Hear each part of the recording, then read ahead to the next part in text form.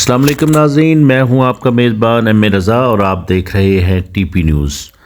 ناظرین، آج ایک بہت بڑی جو ترقیاتی منصوبے ہیں پاکستان کے، ان کے متعلق بہت بڑی ایک رپورٹ ہم پیش کریں گے۔ اس میں آپ کو بتائیں گے کہ ان منصوبوں کی صورتحال کیا ہے، اور جو حکومتیں چاہیں وہ نگران ہوں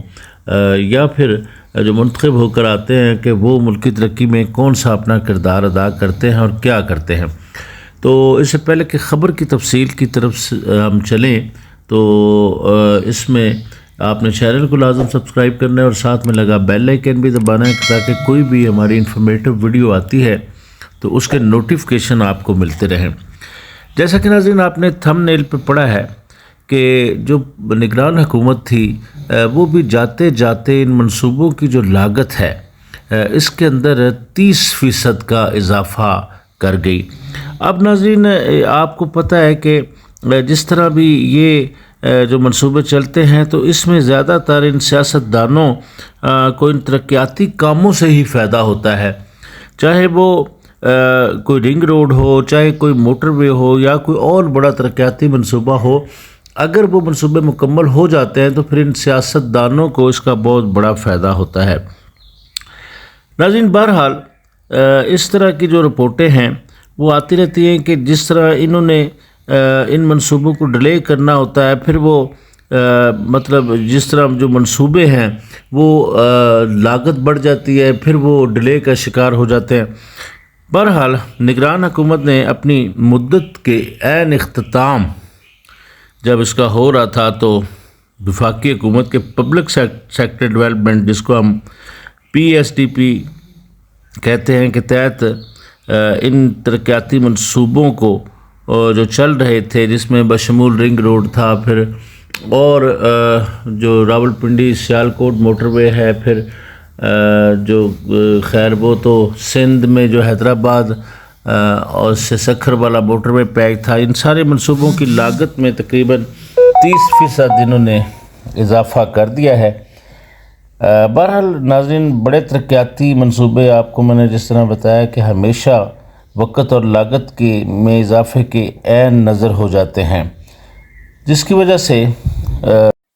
لاگت میں اضافہ ہونے اور اس کا نقصان ہونے کے علاوہ اخراجات میں بھی پھر بار بار تبدیلیاں کرنی پڑتی ہیں۔ IMF کے مالی سال 2022 اور 23 کے تخمینوں کے مطابق 10.32 ٹریلین روپے کے وفاقی PSDP جو پورٹ فولیو میں تقریباً 1153 ترقیاتی منصوبے شامل ہیں۔ اس میں ناظرین اب یہ دیکھ لیں کہ جس طرح IMF کا جو اتنا بڑا پروگرام ہے اس کے لیے 2022-23 کے بجٹ میں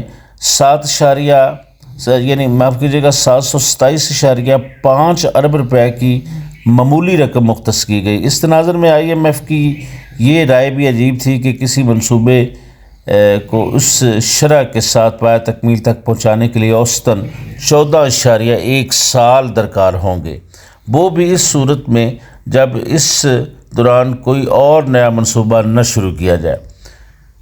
بہرحال ملک کی بڑھتی ہوئی آبادی اور سیاستدانوں کی جانب سے عوام میں مقبولیت کا جو انحصار ہے وہ ان سرکاری ترقیاتی منصوبوں پر ہونے کے باوجود جو اس کا جو تخمینہ ہے وہ ناظرین ہماری تو سمجھ سے بالاتر ہے کہ کس طرح یہ تخمینہ طے کرتے ہیں۔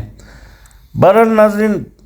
وقت چلتا رہے گا جس طرح ہم دیکھتے ہیں۔ اچھا ناظرین، ایک اور میں آپ کو بتا دوں کہ یہ جو منصوبے ہیں یہ آپ ایکنک اب جتنا ہم آپ کو بتا چکے آپ جان چکے ہیں کہ یعنی یہ منصوبے جو ہیں اس کی اجازت ایکنک نے 8 فروری کو ہونے والے جو انتخابات سے ایک روز پہلے دی۔ یہ میں آپ کو خبر اس میں دے رہا ہوں کہ یہ جو مہنگائی کا دباؤ ہے اور تعمیراتی سامان کی قیمتوں میں اضافہ ہے تو اس کو جواز بنایا گیا کہ انہوں نے یہ کہا کہ جی اتنی مہنگائی ہو چکی ہے تو لہٰذا یہ 30% اضافہ ہمیں کرنا پڑے گا۔ اس کے علاوہ میگا انفراسٹرکچر اور پروجیکٹس پر کام کو بھی روک دیا گیا ہے، جبکہ کچھ نے کام کی رفتار سست کر دیے اور کچھ منصوبوں نے اپنا ٹھیکہ ہی چھوڑ دیا، جس طرح ہم نے پچھلی ویڈیو میں آپ کو بتایا کھاریاں